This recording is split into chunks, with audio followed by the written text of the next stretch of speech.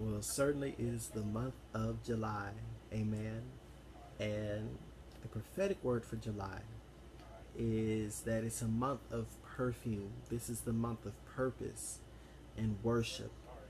Um, he showed me the color purple and red, and they were like rags. So I know that represents the mantle of God.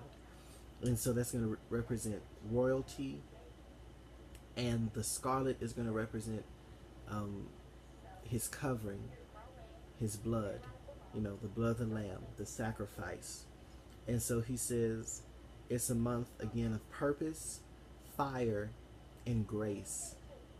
And so also within this month of July, you're going to see, sorry, you're going to see um, it's going to be a time for epiphanies, um, things that you maybe have not recognized, but now you see it now. Self-reflection. This is a month of also self-check. Have I really done what I'm called to do? And if I know what I'm called to do and what I'm chosen to pursue in my ministry, have I got the courage or the faith yet to do so? Um, it's a month of gathering and of knowledge. Gathering,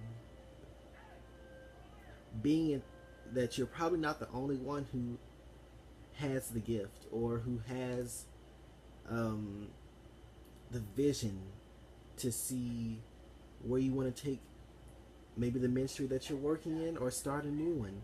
Um, you know, but it's going to be a month of gathering the harvest, knowledge. To further explain that, maybe it's you who wants to do these videos as well, and you want to educate the people of God of some of your revelations that you've seen and some of the things that you've heard. So in that, there's knowledge. But he's saying that also, he's saying for the warrior to prepare for battle, because he's trying to raise up the intercessory warrior in all of us. For there's lightning in his eye, and there's a storm of fire that's bound to be upon this nation. If you've seen that, these cases in Florida, Louisiana, Dallas, even in my city, San Antonio, I've seen it. And he's saying that he's getting ready to burn up every impurity that is in this nation. And what the vision he showed me was that he's going to start at the coastal areas. And with that, he's going to work his way in. And it's going to be a consuming fire that goes into the heart of the nation. And then what's going to be left is his remnant. And the remnant is those who he has chosen to travail, those who he has chosen to be his children. And in that, he showed me a vision of diamonds just scattered across the earth. And when I say the earth, I mean the dirt. And we're going to cast out light. And there will be no darkness, for us, at least. We'll be the light that they look to for those who suffer, for those who have the question. They're going to look to the prophets. They're going to look to the apostle. They're going to look to the church. And so with that, he's looking to start his work inside the church first, so he can clean house, if you will, so that way when we're done being purified, when we're done being cleansed, at least for this season, that we'll be the diamonds ready to show forth the light. Amen. He's saying that he's ready to move, and all he needs is your willing support, and he's ready to bring you out of whatever you're struggling with. This will be a season of also struggle, and even for me, I'm getting back on my horse. But he's saying that he's willing to bring you out. He's willing to deliver. All he needs is that yes and that permission, and just to make yourself a purged vessel. Amen. But he's saying that, remember, the treasures of the wicked are laid up for the righteous.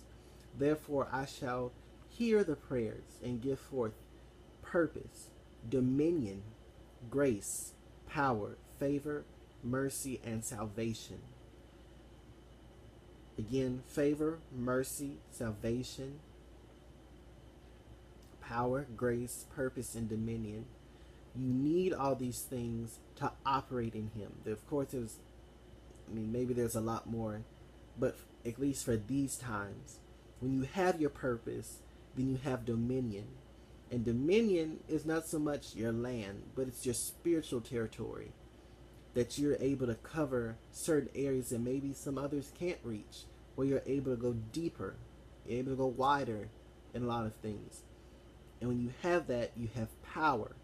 And when you have power, that means in Jeremiah or in 1 Kings, they often ask the prophets, what is the favor? Show me your favor. Hand me your favor. And that meant that was equivalent to your power. But also with power, there comes compassion. And compassion with mercy. And in mercy, God grants you salvation. So I just come to give you a positive word this late morning. There'll be another video coming up. And hopefully you're liking what you're hearing so far. Again, I'm Isaiah. Subscribe. Let's get the word out there, and see you later. Thank you.